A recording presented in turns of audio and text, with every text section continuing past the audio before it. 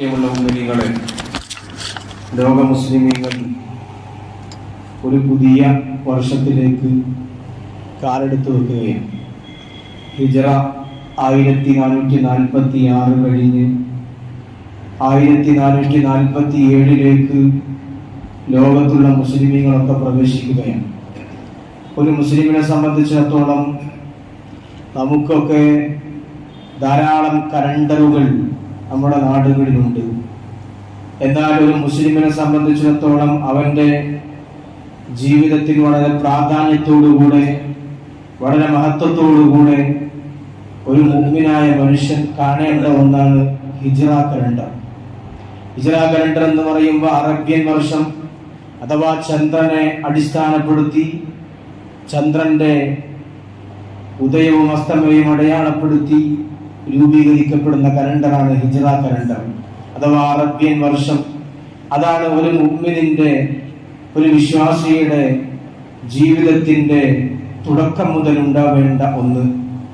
അവന്റെ മരണമായാലും അവന്റെ ജീവിതമായാലും അവന്റെ പ്രായപൂർത്തിയായാലും ഇങ്ങനെ ജീവിതത്തിൽ എന്തൊക്കെയുണ്ടോ, ഒരു വിശ്വാസിയുടെ ജീവിതത്തിൽ എന്തെല്ലാം കാര്യങ്ങളുണ്ടോ ആ കാര്യങ്ങൾക്കൊക്കെ ഉപയോഗിക്കപ്പെടുന്നത് ഹിജ്റ കലണ്ടറാണ്. അല്ലാതെ നമ്മൾ ഇന്ന് നോക്കുന്ന, നമ്മൾ ഇന്ന് പരിഗണിക്കുന്ന ഇംഗ്ലീഷ് കലണ്ടറുകളല്ല. നമ്മളൊക്കെ പരിഗണിക്കേണ്ടത് ഹിജ്റ കലണ്ടറുകളാണ്. എവിടെ എന്ന് മരിച്ചു, എന്ന് ജനിച്ചു, ഒരു മനുഷ്യന് എന്ന് പ്രായപൂർത്തിയായി, ഒരു മനുഷ്യന്റെ വൈവാഹിക ജീവിതം എന്നാണ് തുടങ്ങിയത്, ഇങ്ങനെ തുടങ്ങി, എന്നാണ് ത്വലാഖ് കഴിഞ്ഞത്, ത്വലാഖ് കഴിഞ്ഞ് എത്ര മാസമായി, ഇങ്ങനെ ഒരു മനുഷ്യന്റെ ജീവിതത്തിൽ മുഴുവൻ, ഒരു വിശ്വാസിയുടെ ജീവിതത്തിൽ മുഴുവൻ മുഴച്ചു കാണുന്നത് ഹിജ്റയുടെ കലണ്ടറാണ്. അതാണ് നമ്മൾ ഉപയോഗപ്പെടുത്തേണ്ടത്. ലോകത്ത് മനുഷ്യൻ ഉള്ള കാലം മുതൽ കണക്കുകൂട്ടൽ തുടങ്ങിയിട്ടുണ്ട്. കലണ്ടർ എന്ന വാക്ക്, അതിന്റെ ഉത്ഭവം തന്നെ കലണ്ടെ എന്ന് പറയുന്ന ലാറ്റിൻ ഭാഷയിൽ നിന്നാണ്. കലണ്ടെ എന്ന് ലാറ്റിൻ ഭാഷയിൽ പറഞ്ഞാൽ കണക്ക് കൂട്ടുക എന്നതാണ്. മനുഷ്യൻ ഇവിടെ ലോകത്ത് ഉണ്ടായത് മുതൽ മനുഷ്യർ പല കാലഘട്ടത്തിലും പല കാര്യങ്ങളും അടിസ്ഥാനപ്പെടുത്തി കലണ്ടറുകൾ രൂപപ്പെടുത്തിയിട്ടുണ്ട്. ഉദാഹരണമായി നൈൽ നദിയിൽ പഴയ കാലത്ത് വെള്ളപ്പൊക്കം ഉണ്ടായിരുന്നു. പഴയ കാലത്ത് നൈൽ നദിയിൽ വലിയ വെള്ളപ്പൊക്കം ഉണ്ടായിരുന്നു. ആ വെള്ളപ്പൊക്കത്തെ അടിസ്ഥാനപ്പെടുത്തി കലണ്ടറുകൾ രൂപപ്പെടുത്തിയിരുന്നു. ഹബീബായ സല്ലല്ലാഹു അലൈഹി വസല്ലം തങ്ങളുടെ ജനനത്തിന് മുമ്പ് ആനക്കലഹം നടന്നിട്ടുണ്ട്. അബ്രഹത്തിന്റെ നേതൃത്വത്തിൽ പരിശുദ്ധമായ കഅബാലയം പൊളിക്കാൻ യമനിൽ നിന്നൊരു സംഘം കടന്നു വന്ന ചരിത്രം നമ്മൾക്കറിയാം. ആ ചരിത്രം അടിസ്ഥാനപ്പെടുത്തി ആനക്കലഹ വർഷം എന്ന രൂപത്തിൽ ഒരു കലണ്ടർ പുരാതന കാലത്ത് തയ്യാറാക്കപ്പെട്ടിരുന്നു. ഇങ്ങനെ ഒരുപാട് കാര്യങ്ങൾ അടിസ്ഥാനപ്പെടുത്തി ലോകത്തിൽ വിവിധ കലണ്ടറുകൾ രൂപപ്പെട്ടു വന്നു. എന്നാൽ പിന്നീട് മനുഷ്യന്റെ പുരോഗതികൾ, സാങ്കേതിക വിദ്യകൾ വിപുലപ്പെട്ടപ്പോ ആകാശങ്ങളെ അടിസ്ഥാനപ്പെടുത്തി, ആകാശത്തെ നക്ഷത്രങ്ങളുടെ ചലനങ്ങളെ അടിസ്ഥാനപ്പെടുത്തി, സൂര്യന്റെയും ചന്ദ്രന്റെയും ചലനങ്ങളെ അടിസ്ഥാനപ്പെടുത്തി കലണ്ടറുകൾ നിലവിൽ വന്നു. ഇങ്ങനെ നിലവിൽ വന്ന കലണ്ടറാണ് ഇന്ന് നമ്മളൊക്കെ ഉപയോഗിക്കുന്ന ഗ്രിഗോറിയൻ കലണ്ടർ എന്ന് പറയുന്ന കലണ്ടർ. അത് പിന്നീട് അതിൽ ചില പ്രശ്നങ്ങൾ ഉണ്ടായിരുന്നു. ആ പ്രശ്നങ്ങൾ പരിഹരിച്ചുകൊണ്ടാണ് ജനുവരി കലണ്ടർ ഉണ്ടായത്. ഇന്ന് നമ്മൾ പരിഗണിക്കുന്ന ജനുവരി കലണ്ടർ. ഇതൊക്കെ നമ്മെ സംബന്ധിച്ചിടത്തോളം മനസ്സിലാക്കേണ്ടത്, ഈ കലണ്ടറുകളൊക്കെ ഒരു വിശ്വാസിയുടെ ജീവിതത്തിന്റെ ചലനങ്ങളെ നിയന്ത്രിക്കുന്ന കലണ്ടറുകൾ ആവാൻ പാടില്ല. കാരണം ഈ കലണ്ടറുകളൊക്കെ ക്രിസ്ത്യൻ വിശ്വാസങ്ങളുമായി ബന്ധപ്പെട്ട് കിടക്കുകയാണ്.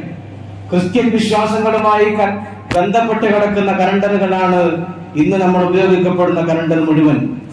അതിലോരോ കാര്യങ്ങൾ, അതിലെ ഓരോ മാസങ്ങളുടെ പേരുകൾ, ഇതൊക്കെ ക്രൈസ്തവ വിശ്വാസങ്ങളുടെ ആചാരങ്ങളുമായി ബന്ധപ്പെട്ടതാണ് എന്ന് നമുക്ക് കാണാൻ കഴിയും. ഉദാഹരണം, മാർച്ച് എന്ന മാസം നമ്മുടെ കലണ്ടറിൽ നമ്മൾ കാണുന്നു. മാർച്ച് എന്ന് പറഞ്ഞാൽ എന്താണ്? റോമക്കാരുടെ യുദ്ധദേവനായ മാർസിൽ എന്ന ആളുടെ പേരിൽ നിന്ന് നിഷ്പന്നമായ വാക്കാണ് മാർച്ച്. ഇങ്ങനെ ഓരോ മാസവും അങ്ങനെ. ജൂൺ എന്നാൽ ജൂപ്പിറ്റർ എന്ന റോമക്കാരുടെ ദേവന്റെ ഭാര്യയായി പുരാതന റോമക്കാർ വിശ്വസിച്ചിരുന്ന ജുനോ എന്ന് പറയുന്ന പെണ്ണിൽ നിന്ന് പരിണമിച്ചുണ്ടായതാണ് ജൂൺ. അതിന്റെ ചരിത്രം അങ്ങനെയാണ് രേഖപ്പെടുത്തുന്നത്. ഞാൻ പറഞ്ഞു വരുന്നത്, ഇതൊക്കെ ഒരു തരത്തിൽ അല്ലെങ്കിൽ മറ്റു തരത്തിൽ മറ്റു ചില ആചാരങ്ങളുമായി, മറ്റു ചില വിശ്വാസ ആചാരങ്ങളുമായി, ക്രൈസ്തവരുടെ ഒക്കെ വിശ്വാസവുമായി ബന്ധപ്പെട്ട് കിടക്കുന്നതാണ്. എന്നാൽ ഒരു മുഅ്മിനെ സംബന്ധിച്ചിടത്തോളം അവന്റെ ജീവിതത്തിന്റെ ഗതി നിർണ്ണയിക്കേണ്ടത്, ചലനങ്ങൾ നിർണ്ണയിക്കേണ്ടത് അത് ഹിജ്റ കലണ്ടർ ആവണം. ഹിജ്റ കലണ്ടർ രൂപപ്പെട്ടത് എങ്ങനെയാണ്? ഹബീബായ നബി സല്ലല്ലാഹു അലൈഹി വസല്ലം തങ്ങൾ, അല്ലാഹുവിന്റെ റസൂൽ സല്ലല്ലാഹു അലൈഹി വസല്ലം തങ്ങൾ മക്കയിൽ നിന്ന് മദീനയിലേക്ക് ഹിജ്റ പോയി. അത് വലിയൊരു സംഭവമാണ്. ലോകത്ത് നമ്മൾ എടുത്തുദ്ധരിക്കേണ്ട ഏറ്റവും വലിയ സംഭവം. ഹബീബായ നബി സല്ലല്ലാഹു അലൈഹി വസല്ലം തങ്ങൾക്ക് ഇസ്ലാമിന്റെ പ്രബോധന പ്രവർത്തനങ്ങളുമായി മക്കത്തുൽ മുകറമയിൽ ജീവിച്ചപ്പോ അവിടെയുള്ള ശത്രുക്കളുടെ ഭാഗത്ത് നിന്ന്, കാഫിരീങ്ങളുടെ ഭാഗത്ത് നിന്ന്, മുശ്രിക്കീങ്ങളുടെ ഭാഗത്ത് നിന്ന് ഹബീബായ നബി തങ്ങൾക്ക് ശക്തമായ എതിർപ്പുകൾ വന്നു. ശാരീരികമായ അവശതകൾ അനുഭവിച്ചു.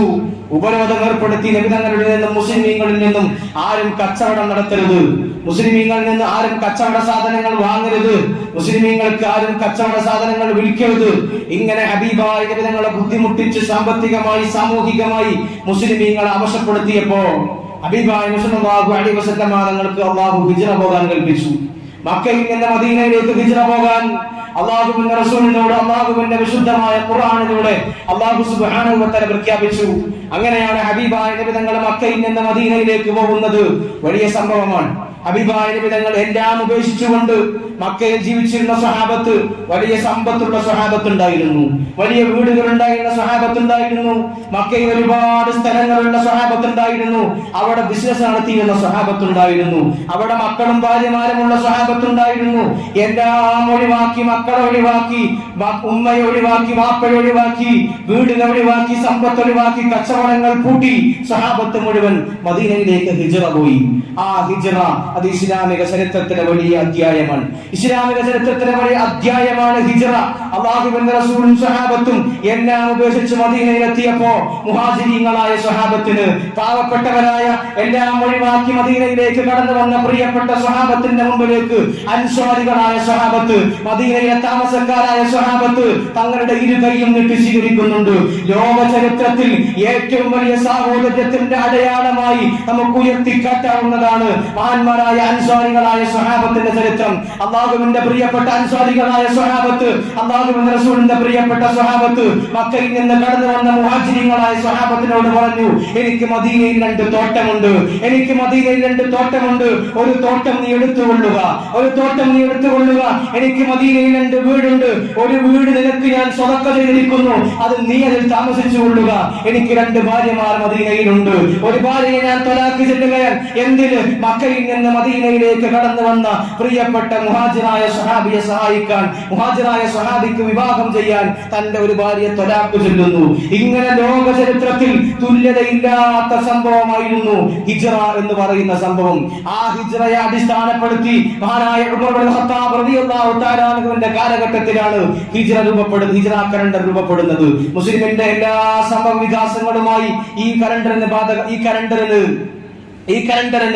മുസ്ലിമിന്റെ എല്ലാ സംഭവ വികാസങ്ങളുമായി ബന്ധമുണ്ട്. ജനനം മുതൽ മരണം വരെ നിലനിൽക്കുന്ന മുഴുവൻ കാര്യങ്ങളിലും. അതുകൊണ്ട് നമ്മൾ പരിഗണിക്കേണ്ടത്, നമ്മൾ ചിന്തിക്കേണ്ടത് ഈ ഹിജ്റ കലണ്ടറിന് പ്രാധാന്യം കൊടുത്തുകൊണ്ടുള്ള ജീവിതമായിരിക്കണം നമ്മുടേത് എന്നതാണ്. ഹിജ്റ കലണ്ടറിന് മുഹറത്തിനും സഫറിനും റബീഉൽ അവ്വലിനും ഹിജ്റ കലണ്ടറിന് ഓരോ ഡേറ്റുകൾക്കും പ്രാധാന്യം കൊടുത്തുകൊണ്ടായിരിക്കണം നമ്മുടെ ദിവസം ഉണ്ടാവേണ്ടത്. ഇന്ന് നമ്മൾ ഇംഗ്ലീഷുകാരുടെ കലണ്ടർ അവലംബിച്ചുകൊണ്ട് നമ്മൾ ഹോളിഡേകൾ അനുശാസിക്കുന്നു, നമ്മൾ ഹോളിഡേകൾ ഉണ്ടാക്കുന്നു. എന്നാൽ ക്രിസ്ത്യൻ ആചാരപ്രകാരം അവർക്ക് പ്രിയപ്പെട്ട ദിവസമാണ് ഞായറാഴ്ച. അതുകൊണ്ടാണ് ഇന്ന് ലോകം മുഴുവൻ ആ കലണ്ടർ അടിസ്ഥാനപ്പെടുത്തി ഇന്ന് ലോകം മുഴുവൻ ഞായറാഴ്ച ഹോളിഡേ ആയി അനുസ്മരിക്കുകയാണ്. ഹോളിഡേ ആയി, ഒരു അവധി ദിനമായി അന്നത്തെ ദിവസത്തെ കാണുകയാണ്, പരിശുദ്ധമായ ദിവസമായി ഞായറാഴ്ചയെ കാണുന്നു. ഇത് ക്രിസ്ത്യൻ ആചാരപ്രകാരം, ക്രിസ്ത്യാനികളുടെ വിശ്വാസപ്രകാരം ഞായറാഴ്ച ഒരു പ്രിയപ്പെട്ട ദിവസമായി അവർ കണ്ടതുകൊണ്ടാണ് നമ്മൾ ലോകത്തുള്ള മുഴുവൻ ആളുകളും ആ ക്രിസ്തീയ കലണ്ടറിനെ അവലംബിച്ചു. എന്നാൽ ഒരു വിശ്വാസിയെ സംബന്ധിച്ചിടത്തോളം അവന്റെ കലണ്ടർ, അവന്റെ ഹോളിഡേ അത് വെള്ളിയാഴ്ചയായിരിക്കണം.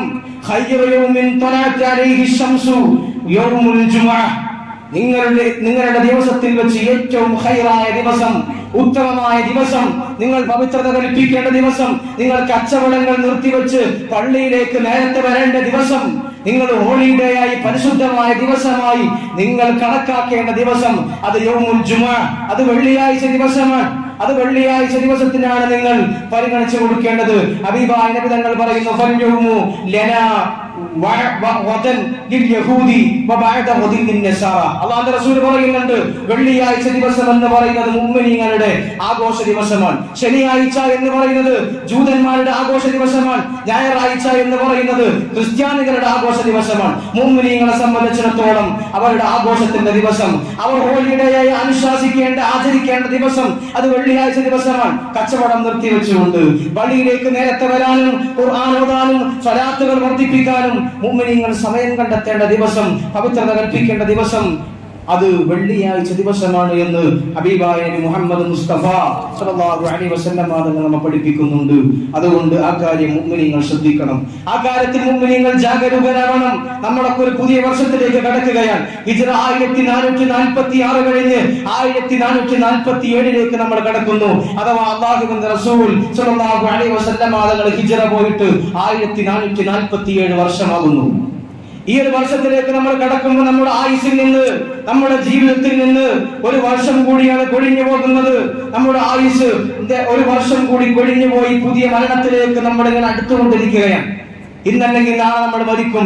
നമ്മുടെ ആയുസ്സിന്റെ രേഖയിൽ നിന്ന്, ആയുസ്സിന്റെ ഏടിൽ നിന്ന് ഒരു ഇല കൂടി പൊഴിഞ്ഞു പോവുകയാണ്. ഒരു ഇല കൂടി പൊഴിഞ്ഞു പോവുകയാണ്. ഓരോ മനുഷ്യനും ഖബറിലേക്ക് നടന്നെടുത്തുകൊണ്ടിരിക്കുകയാണ്. ഹബീബായ സല്ലല്ലാഹു അലൈഹി വസല്ലം തങ്ങൾ പറയുന്നുണ്ട്, ഇഖ്തനിം ഖംസൻ ഖബല ഖംസിൻ. പൊന്നു സഹോദര, 5 കാര്യങ്ങൾ നിനക്ക് വന്നു ഭവിക്കുന്നതിന്റെ മുമ്പ് 5 കാര്യങ്ങളെ നീ ഉപയോഗപ്പെടുത്തണം. 5 കാര്യങ്ങൾ നിനക്ക് ജീവിതത്തിൽ വരും ഉറപ്പാൻ. ആ 5 കാര്യങ്ങൾ നിന്റെ ജീവിതത്തിൽ വരുന്നതിന്റെ മുമ്പ് 5 കാര്യങ്ങളെ നീ ഉപയോഗപ്പെടുത്തണം. ഒന്ന്, ശബാബക ഖബല ഹറമിക.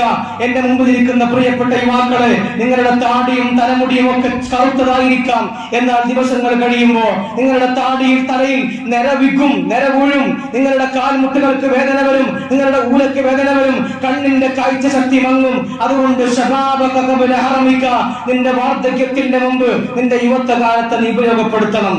അല്ലാഹു റസൂൽ തങ്ങൾ പറയുകയാണ്, പിന്നീട് നമുക്ക് ഇബാദത്തെടുക്കാൻ പൂതിയുണ്ടാകും. വയസ്സാകുമ്പോ, താടി നിരക്കുമ്പോ, ഊരക്ക് വേദന വരുമ്പോ, കണ്ണിന്റെ കാഴ്ചശക്തി കുറയുമ്പോ ഒന്ന് പള്ളിയിൽ പോയി നിസ്കരിക്കാൻ ആഗ്രഹമുണ്ടാകും. പക്ഷെ കഴിയില്ല, നമുക്ക് സാധിക്കില്ല, നമ്മുടെ ശരീരത്തിന്റെ ആരോഗ്യം സമ്മതിക്കില്ല. അതുകൊണ്ട് യുവത്വകാലം, വാർദ്ധക്യം വരുന്നതിന് മുമ്പ് നിങ്ങൾ ഉപയോഗപ്പെടുത്തണം. അല്ലാഹു റസൂൽ പറയുന്നു, വസിഹത തഖബല സത്തബക. നിങ്ങൾക്ക് ആരോഗ്യമുണ്ട് നേരത്ത്, നിങ്ങൾക്ക് ആരോഗ്യമുണ്ട് എല്ലാത്തിനും, നിങ്ങളുടെ ശരീരത്തിന് ആവതുണ്ട് എങ്കിൽ നിങ്ങൾക്ക് രോഗം വരാനുള്ള സമയം വരുന്നുണ്ട്. നിങ്ങൾക്ക് രോഗത്തിനുള്ള സമയം വരാനുണ്ട്. എന്നും എല്ലാവരും ആരോഗ്യവാന്മാരായിരിക്കില്ല.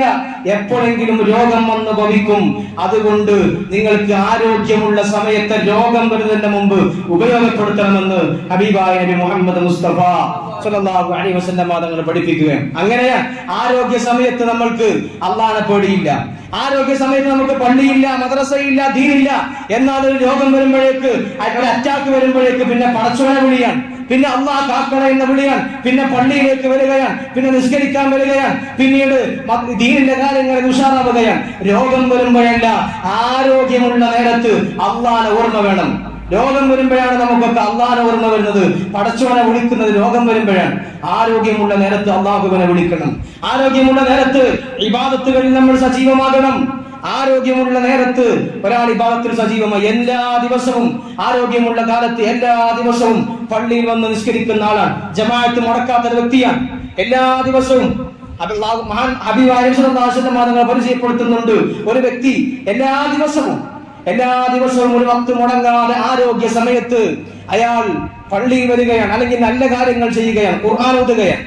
ഈ വ്യക്തിക്ക് വയസ്സാൻ കാലത്ത് രോഗം വന്നാൽ, ഈ വ്യക്തിക്ക് അവസാനം രോഗം വന്നു, ഈ വ്യക്തിക്ക് രോഗം വന്നു കഴിഞ്ഞാൽ അവന് രോഗം കാരണം പള്ളിയിൽ പോകാൻ കഴിയുന്നില്ല, അല്ലെങ്കിൽ അവൻ ചെയ്യുന്ന ഇബാദത്ത് എടുക്കാൻ കഴിയുന്നില്ല. അവൻ പതിവായി അവന്റെ ആരോഗ്യകാലത്ത് ചെയ്തിരുന്ന ഒരു പുണ്യപ്രവർത്തനം രോഗം കാരണം മുടങ്ങിപ്പോയാൽ ഈ മനുഷ്യന് അതിന്റെ പ്രതിഫലം രോഗകാലത്ത് കിട്ടുമെന്നാണ്. എല്ലാ ദിവസവും പള്ളിയിൽ വന്നിരുന്ന മനുഷ്യനാണ്, പെട്ടെന്ന് ഒരു ദിവസം രോഗം വന്നു. രോഗം കാരണം പള്ളിയിൽ വരാൻ കഴിയുന്നില്ല. അങ്ങനെയുള്ള മനുഷ്യന് ആ രോഗസമയത്ത് പോലും പള്ളിയിൽ വന്നതിന്റെ പ്രതിഫലം ലഭിക്കുമെന്ന് ഹബീബായ നബി മുഹമ്മദ് മുസ്തഫ സല്ലല്ലാഹു അലൈഹി വസല്ലം തങ്ങൾ പരിചയപ്പെടുത്തുന്നുണ്ട്. അതുകൊണ്ട് രോഗസമയം വരുന്നതിന്റെ മുമ്പ് ആരോഗ്യത്തെ നിങ്ങൾ ഉപയോഗപ്പെടുത്തണം. എല്ലാവരും എപ്പോഴും സാമ്പത്തിക ശേഷിയുള്ളവരാകണമെന്നില്ല. ഇപ്പോഴും കച്ചവടത്തിൽ ലാഭം ഉണ്ടാവണമെന്നില്ല. എല്ലായ്പ്പോഴും ബിസിനസ് വളർച്ചയിലേക്ക് തന്നെ പോകണമെന്നില്ല. അതുകൊണ്ട് നീ ദാരിദ്ര്യം വരുന്നതിന്റെ മുമ്പ് നിന്റെ സാമ്പത്തിക അഭിവൃദ്ധി ഉപയോഗപ്പെടുത്തണം. അതാണ് റസൂൽ പറയുകയാണ്, നിങ്ങൾക്ക് ഒഴിവ് ദിവസം ഉണ്ടാകും, ഒഴിവ് സമയമുണ്ടാകും. ആ നേരത്ത് അങ്ങാടിയിൽ പോയി സ്വറ പറഞ്ഞിരിക്കാതെ ക്രിയാത്മകമായി ഉപയോഗപ്പെടുത്തണം. നിനക്ക് ജോലി തിരക്ക് വരുന്നതിന്റെ മുമ്പ് നിന്റെ ഒഴിവ് സമയത്ത് നീ ഉപയോഗപ്പെടുത്തണം. അല്ലാഹു റസൂൽ പറയുകയാണ്, നാളെ ഖബറിലേക്ക് ചെല്ലുന്നതിന്റെ മുമ്പ്, മരണപ്പെടുന്നതിന്റെ മുമ്പ് നിന്റെ ആയുസ്സിനെ, നിന്റെ ജീവിതത്തെ നീ ഉപയോഗപ്പെടുത്തണേ എന്ന് ഹബീബായ നബി മുഹമ്മദ് മുസ്തഫ സല്ലല്ലാഹു അലൈഹി വസല്ലം നമുക്ക് മുന്നറിയിപ്പ് നൽകിയിട്ടുള്ളത്. മനുഷ്യൻ ഏറ്റവും കൂടുതൽ ഖേദിക്കുന്നത്, ഏറ്റവും കൂടുതൽ വിഷമിക്കുന്നത് അവന്റെ സമയം നഷ്ടപ്പെടുത്തിയതിന്റെ പേരിലായിരിക്കും. നാളെ പരലോകത്ത് ചെന്ന് മനുഷ്യൻ വിരൽ കടിക്കേണ്ടി വരിക, അല്ലാഹുവേ എന്റെ സമയത്ത് ഞാൻ അനാവശ്യമായി ചെലവഴിച്ചല്ലോ എന്നതുകൊണ്ടായിരിക്കും ഏറ്റവും കൂടുതൽ മനുഷ്യന് ഖേദിക്കേണ്ടി വരിക എന്ന് മഹാന്മാരായ പണ്ഡിതന്മാർ രേഖപ്പെടുത്തി വെക്കുന്നുണ്ട്. അല്ലാഹുവിന്റെ വിശുദ്ധമായ ഖുർആൻ പറയുന്നു, അസ്റായീൽ അലൈഹിസ്സലാത്തു വസ്സലാം റൂഹ് പിടിക്കാൻ വരുമ്പോ എല്ലാ മനുഷ്യനും പറയും, റബ്ബി ലൗലാ അഖർതനി ഇലാ അജലിൻ ഖരീബ്, തമ്പുരാനെ നീ എന്നെ ഒരു സെക്കൻഡ് സമയത്തേക്ക് ബന്ധിച്ചെങ്കിൽ. അവിടെയാണ് സെക്കൻഡിന് വിലയുണ്ടാവുക, അവിടെയാണ് മൈക്രോ സെക്കൻഡിന് വിലയുണ്ടാവുക. ഇന്ന് നമുക്ക് സമയത്തിന് വിലയില്ല, സ്വറ പറഞ്ഞിരിക്കുകയാണ്, സോഷ്യൽ മീഡിയയിൽ സമയം ചെലവഴിക്കുകയാണ്. ഇങ്ങനെ സമയത്തിന് വിലയില്ലാത്ത മനുഷ്യന് സമയത്തിന്റെ വില ബോധ്യപ്പെടുന്ന സമയമുണ്ട്. അസ്റായീൽ അലൈഹിസ്സലാത്തു വസ്സലാം നമ്മുടെയൊക്കെ റൂഹ് പിടിക്കാൻ വരുന്ന തൊണ്ടക്കുഴിയിൽ റൂഹെത്തുന്ന നേരത്ത് ഓരോ മനുഷ്യനും വിളിച്ചു പറയുമെന്ന് അല്ലാഹുവിന്റെ ഖുർആൻ പറയുകയാണ്, റബ്ബി ലൗലാ അഖർതനി ഇലാ അജലിൻ ഖരീബ്, ഒരല്പ സമയത്തേക്ക് എന്നെ പിന്തിപ്പിച്ചാൽ ഫഅസദ്ദഖ, അപ്പോൾ ഞാൻ സദഖ ചെയ്തോളാം തമ്പുരാനെ, ഞാൻ നിസ്കരിച്ചോളാം തമ്പുരാനെ, വഅകുൻ മിനസ് സ്വാലിഹീൻ, ഞാൻ സന്മാർഗികളിൽപ്പെട്ടവനാകിക്കോളാം തമ്പുരാനെ എന്ന് ഓരോ മനുഷ്യനും വിലപിക്കുമെന്ന് അല്ലാഹുവിന്റെ വിശുദ്ധമായ ഖുർആൻ പറഞ്ഞു വെക്കുന്നുണ്ട്. മഹാനായ അലി റളിയല്ലാഹു അൻഹു പറയുന്നു, മൻ ഇസ്തവാ യൗമാഹു ഫഹുവ മഖ്ബൂൽ, ആരുടെയെങ്കിലും 2 ദിവസങ്ങൾ ഒരുപോലെ ആയാൽ അവൻ വഞ്ചിക്കപ്പെട്ടവനാണ്. ഇന്നും ഉറങ്ങി രാവിലെ എണീച്ചു, ഭക്ഷണം കഴിച്ചു, വീണ്ടും ഉറങ്ങി, അങ്ങനെ ദിവസം കഴിയാൻ ഒരു പുരോഗതിയും ജീവിതത്തിലില്ല, ഒരു നന്മയും ജീവിതത്തിലില്ല. ഇന്നും ഒരുപോലെ, ഇന്നലെയും ഒന്നുപോലെ, ഇന്നലെയേക്കാൾ അപ്ഡേറ്റ് ആയി ഒന്നും ഇന്ന് സംഭവിക്കുന്നില്ല, ഒരു പുരോഗതിയും ഇന്ന് വരുന്നില്ല. ഇന്നലെ ജീവിച്ചതുപോലെ തന്നെ ഇന്നത്തെ ജീവിതം, ഒരു നന്മയും ഏറെ ചെയ്തിട്ടില്ല എങ്കിൽ അവൻ വഞ്ചിക്കപ്പെട്ടവനാണ്. വമൻ കാന ആഖിറു യൗമിഹി ശർറൻ ഫഹുവ മൽഊൻ, ആരുടെയെങ്കിലും അവസാനത്തെ ദിവസം ഷർറായി, ഇന്നലെയേക്കാൾ ഇന്ന് മോശമാണ്, ഇന്നലെയേക്കാൾ ഇന്നത്തെ ദിവസം മോശമാണ്, അങ്ങനെയെങ്കിൽ ഫഹുവ മൽഊൻ, അവൻ ശപിക്കപ്പെട്ടവനാണ് എന്ന് മഹാനായ അലി റളിയല്ലാഹു അൻഹു ഉദ്ധരിക്കുന്ന ഒരു ഹദീസിൽ കാണാൻ കഴിയും. അതുകൊണ്ട് നമ്മുടെ ദിവസങ്ങൾ ക്രിയാത്മകമായി ഉപയോഗപ്പെടുത്തണം. നമ്മുടെ ദിവസങ്ങളും സമയങ്ങളും ക്രിയാത്മകമായി അല്ലാഹുവിന്റെ മാർഗ്ഗത്തിൽ നമ്മൾ ചെലവഴിക്കണം. ലോകം ദുഷിച്ചുകൊണ്ടിരിക്കുകയാണ്, ലോകത്തിൽ ചില അപ്ഡേഷനുകൾ വന്നുകൊണ്ടിരിക്കുകയാണ്, ലോകം ഇസ്ലാമിൽ നിന്ന് അകന്നുകൊണ്ടിരിക്കുകയാണ്. അതിനെത്ര സംഭവങ്ങളുണ്ട്, ഒരുപാട് സംഭവ വികാസങ്ങൾ ഇന്ന് ലോകത്ത് നടന്നുകൊണ്ടിരുന്നിട്ട് ലോകം നന്മയിൽ നിന്ന് പിറകോട്ട് പോയിക്കൊണ്ടിരിക്കുകയാണ്. മഹാന്മാരായ പണ്ഡിതന്മാർ രേഖപ്പെടുത്തുന്നുണ്ട്, വഅന്നൽ മുസ്ലിമീന മാ സാലു ഫീ കുല്ലി അശ്രിൻ വമുശ്രിൻ യജ്തമിഊന വയഖറഊന ലിമൗതാഹും മിൻ ഗൈരി നകീരിൻ ഫകാന ഹാദാ ഇജ്മാ. പഴയ കാലത്ത് ഒരു നാട്ടിലും ഒരു പ്രദേശത്തും ഒരു കാലത്തും ലോക മുസ്ലിമീങ്ങൾ മുഴുവൻ ആചരിച്ചിരുന്ന ഒരു കാര്യമാണ് മരണപ്പെട്ട ആളുകൾക്ക് വേണ്ടി ഓത്ത് നടത്തുക എന്നത്. മരണപ്പെട്ടവർക്ക് വേണ്ടി അവരുടെ വീടുകളിൽ പോയി, അല്ലെങ്കിൽ അവരുടെ ഖബറുകളിൽ പോയി അവർക്ക് വേണ്ടി ഖുർആൻ പാരായണം ചെയ്യുക, ആ ഖുർആൻ പാരായണം ചെയ്യാൻ വേണ്ടി ഒരുമിച്ച് കൂടുക എന്നത് അന്നൽ മുസ്ലിമീന മാ സാലു ഫീ കുല്ലി അസ്രിൻ വമുശ്രിൻ, എല്ലാ നാടുകളിലും എല്ലാ കാലഘട്ടത്തിലും മുസ്ലിമീങ്ങൾ ഏകോപന അഭിപ്രായ പ്രകാരം ചെയ്തിരുന്ന ഒരു കാര്യമാണ്. എന്ത്? മരണപ്പെട്ടു പോയാൽ ആ മരണപ്പെട്ടു പോയ വ്യക്തികളുടെ പേരിൽ ഖുർആൻ ഓതുക, അതവർക്ക് ഹദിയ ചെയ്യുക, അതിനുവേണ്ടി ഒരുമിച്ച് കൂടുക. ഈ കാര്യം മുസ്ലിമീങ്ങൾ, ലോക മുസ്ലിമീങ്ങൾ അനുഷ്ഠിച്ചിരുന്ന കാര്യമാണ്. എന്നാൽ കാലം കുറെ കഴിഞ്ഞപ്പോ ഇതിന് അപ്ഡേഷനുകൾ വരുത്തി, ഇതിൽ ചില ആളുകൾ തിരിപ്പുണ്ടാക്കി ഖുർആൻ ഓതൽ സുന്നത്തില്ല, ബിദ്അത്താണ് എന്ന് പ്രചരിപ്പിച്ചു.